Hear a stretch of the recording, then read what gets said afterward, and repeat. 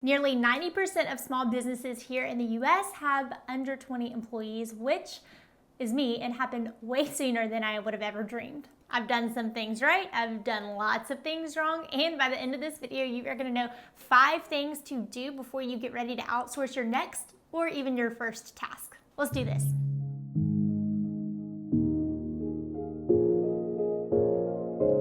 Hey, if we haven't met yet, my name is Ashlyn Carter. I'm a conversion copywriter and launch strategist for creative small business owners. And if you haven't yet, look down below and hit the subscribe button if you want to be in on the know when I release these videos, which I do once a week. And while you're down there, click like if this was you too. Early on in my business, I definitely thought that any type of outsourcing or anything correlated with the word team was for the big kids. But I realized you hit that speed bump a whole lot faster than you think. Before I jump into these 5 things that you need to do before you outsource whatever's next on your plate, I want to tell you a little bit, thought it would be helpful to at least tell you how my team is structured. So I'm going to give you a quick rundown on my team, and instead of doing this like, I guess an org chart would go, I'm just going to tell you in order of how I hired people. So I'm going to tell you a little later about one of the first things that I outsourced and paid a contractor for, but my first hire onto my team was someone to go over and look at all the calligraphy orders that I was churning out, because at this point I did calligraphy and copywriting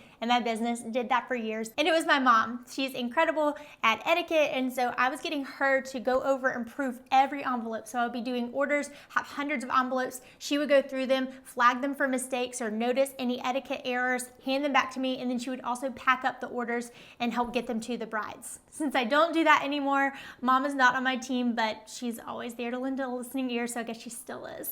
Anyway, the second hire that I made was 2 copywriters to come on and support the client side of my business. Since then, one of them, now, hey Sarah, manages all of our client services for the agency side of my business. So she oversees the intake process of any clients that are coming on that want to work with us in a one-on-one capacity, whether it is a strategy hour call, a day rate, all the way up to our full service packages. And then she also manages the workflow of the writers that are helping out on it.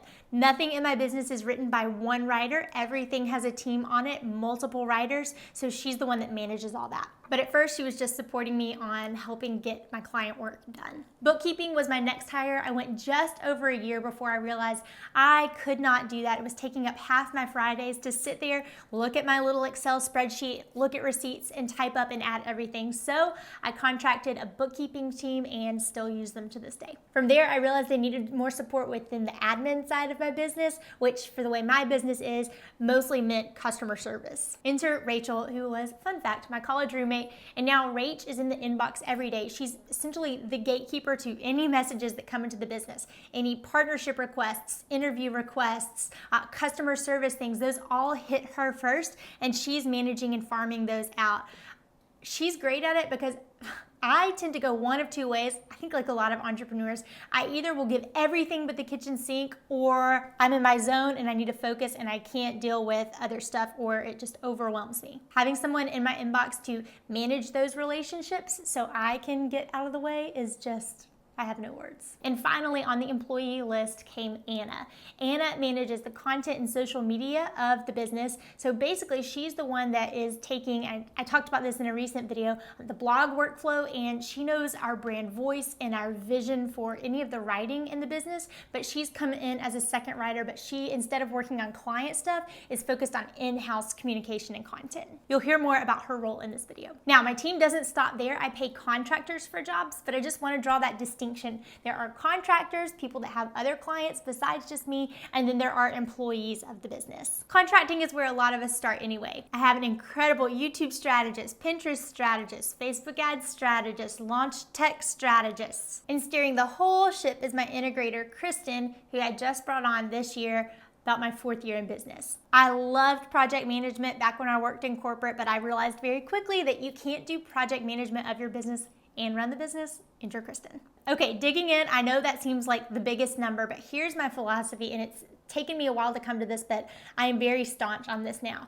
I hire experts. I would much rather try to figure out and navigate how to have maybe a lot more bodies and people serving the business than have a leaner team but have multiple people trying to get trained on things that isn't necessarily in their wheelhouse. I'll unpack this more as I get into this video, but red flashing light on that, and also the fact that, remember, again, contractors and employees are different. So when I say team, I don't have like 20 employees or anything like that.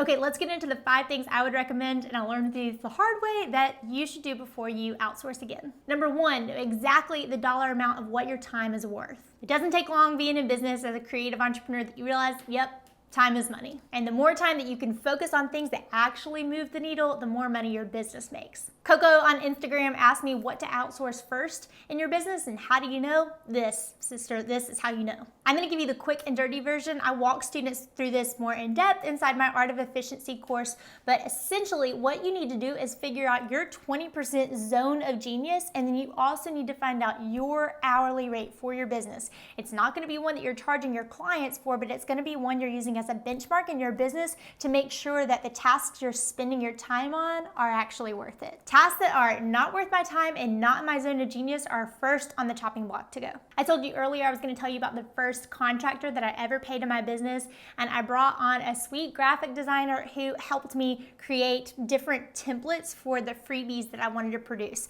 I found myself, A, it's not my zone of genius, and B, I was spending so much time hemming and hawing and tweaking little graphic elements, and I realized that's just not the place I need to camp out. I spent $200 on her to make a few templates, used them for years, great investment. So if you're bringing in someone, the first place to put their hours towards are these things that are either in that 80% of not your zone of genius, or the things that are taking up a lot of time and are just not worth that hourly rate. Number 2, have your workflows recorded and housed somewhere. Okay, and here's my big soapbox on hiring. Before I hand off anything to an employee, a contractor, anybody, I want to know enough about it to be dangerous. I don't need to be an expert in it. Like I said, I want to hire experts, but I've got to be able to speak that language. Y'all see me when I talk about it with copywriting. I want to equip people to be able to write their own copy good enough, like really bad A at it, and then I want them to bring it over to an expert. This is key to giving your business and putting it in the hands of other people for a little while. So I mentioned accounting. Before I handed things over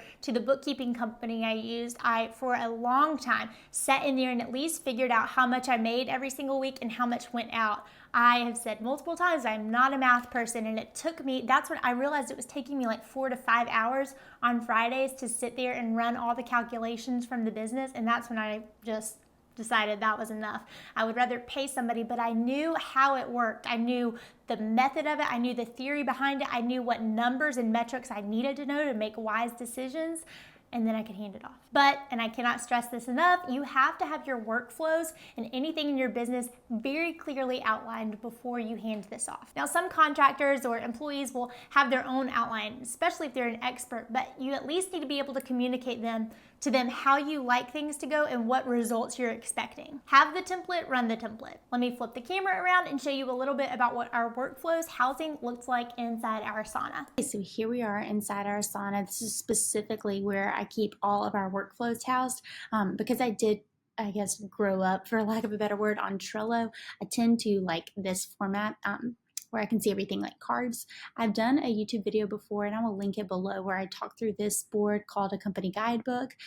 But so these kind of work together. To me, these are like the parent boards, the ones where everything kind of stays locked and loaded, and then they are duplicated and put in based on projects throughout, I guess, what our actual needs are in getting things done. So you can see some ideas of workflows that you can get, but like I've said before, 3 is my magic number. If I'm going to do something 3 times, then I am either going to create a workflow or a template or something, because I hate reinventing the wheel.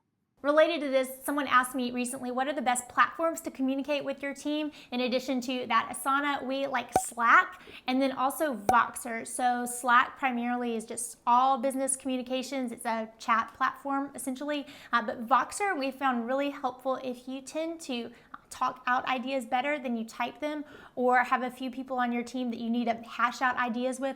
Voxer can be a little more helpful, I found, for that. Number 3, you need a brand voice guide. Y'all knew I was gonna say this. So especially if you've got someone on your team who is helping take your content and turn it into a blog post, or then a script, or then taking that and farming it out into different social media posts, or if you have somebody in your inbox managing customer service, or somebody that is interfacing with your clients, you've got to have some sort of overall brand messaging style guide for them to use to know that they're sounding on point and on voice. This is a must. This is why we start here inside Copywriting for Creatives. It's essential. Moving over to that style guide itself that's linked off from the company guidebook, I wanted to show you a couple of other things because I talk about voice all the time, but this is where voice guide stuff lives in my business. So anytime I brought somebody on, but even when it was just me, I had all of this like distilled down into this messaging document. So I still try to have like my personality and like just an idea of what our voice tone is like, and then a little bit more deep dive, which is what I want to show you down here. So some pillars of brand voice, some adjectives that I use to describe it. And a lot of these I've done like some really nerdy studies and stuff. I also worked with another copywriter to help set this up. I just mentioned earlier that like I can't see the back of my hair. I have a hard time doing that for me too. So getting another copywriter to come in and say, okay, this is what I'm seeing. This is how I would describe it when you go on to explain it to other people. That was so helpful. You can pause if you want to like steal any of these words for yourself or anything. Yeah, some things to keep in mind. So I'm just helping people understand what I sound like. So again, when I'm writing for myself, I can use this as a North Star, but when I'm letting somebody help answer customer and client questions, I can say, this is what we sound like. Go forth and use it.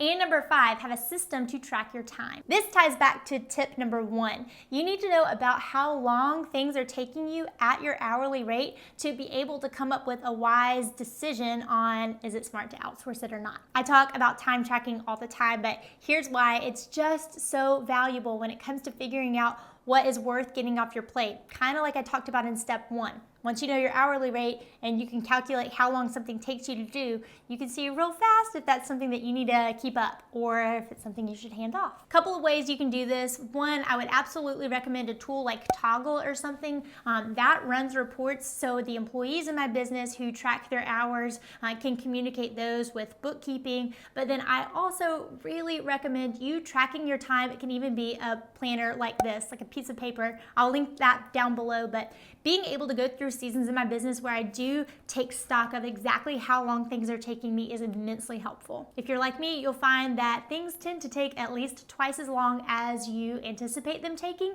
And once you can get used to that, you can better map out your time and your whole schedule. If you found this video helpful, then give it a like. I've not talked about some of that before and it was kind of fun. And now that you know some steps to getting ready to outsource, if one of those pieces that you need off your plate has to do with your content creation process, then be sure to watch the next video I have where I'm taking you through my blog content creation workflow. Thanks for watching. See you there.